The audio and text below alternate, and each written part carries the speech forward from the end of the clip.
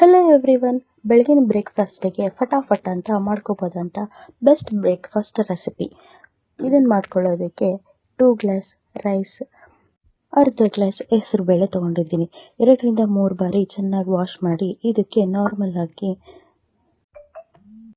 ಹಾಕೋ ನೀರಿಗಿಂತ ಸ್ವಲ್ಪ ಜಾಸ್ತಿ ನೀರು ಹಾಕಿ ಇದಕ್ಕೆ ಅರಿಶಿನ ಹಾಗೆ ಉಪ್ಪು ಹಾಕಿ ಚೆನ್ನಾಗಿ ಮಿಕ್ಸ್ ಮಾಡಿ ಇದನ್ನು 4 ವಿಷಲ್ ತಗೋಬೇಕು. ವಿಷಲ್ ಆಗೋ ಅಷ್ಟರಲ್ಲಿ ಒಗ್ಗರಣೆ ಮಾಡ್ಕೊಳ್ಳೋಣ ಬನ್ನಿ. ಬಾಣಲಿಗೆ 2 ಸ್ಪೂನ್ ಆಯಿಲ್, 2 ಸ್ಪೂನು ತುಪ್ಪ ಹಾಕಿ ಬಿಸಿ ಆದಮೇಲೆ ಜೀರಿಗೆ, ಕಾಳುಮೆಣಸು ಹಾಕಿ ಫ್ರೈ ಮಾಡಿ.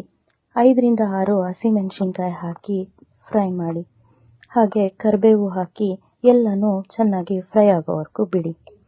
ಕುಕ್ಕರ್ ಕೂಲ್ ಡೌನ್ ಆದಮೇಲೆ ಓಪನ್ ಮಾಡಿ ಎಲ್ಲನೂ ಚೆನ್ನಾಗಿ ಒಂದ್ಸಲ ಮಿಕ್ಸ್ ಮಾಡ್ಕೊಳ್ಳಿ.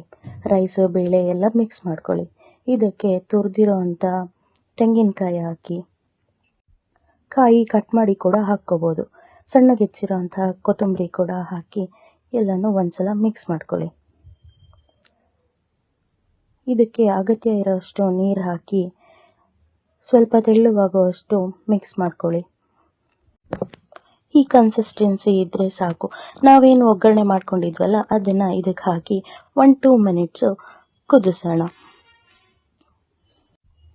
ಒಗ್ಗರಣೆ ಹಾಕಿ ಅನ್ನದ ಜೊತೆ ಎಲ್ಲ ಮಿಕ್ಸ್ ಆದಮೇಲೆ ಇದಕ್ಕೆ ನಾನು ಕಾಂಬಿನೇಷನ್ ಆಗಿ ತೆಂಗಿನಕಾಯಿ ಚಟ್ನಿ ಜೊತೆ ಸರ್ವ್ ಮಾಡಿದ್ರೆ ಸೂಪರ್ ಟೇಸ್ಟಿಯಾಗಿರುತ್ತೆ. ಇದೊಂದು ಒಳ್ಳೆ ಆರೋಗ್ಯಕರವಾದ ರೈಸ್ ರೆಸಿಪಿ.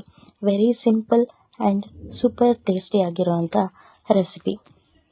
ಸುಲಭವಾಗಿರುತ್ತೆ, ಸಖತ್ ರುಚಿಯಾಗಿ ಕೂಡ ಇರುತ್ತೆ.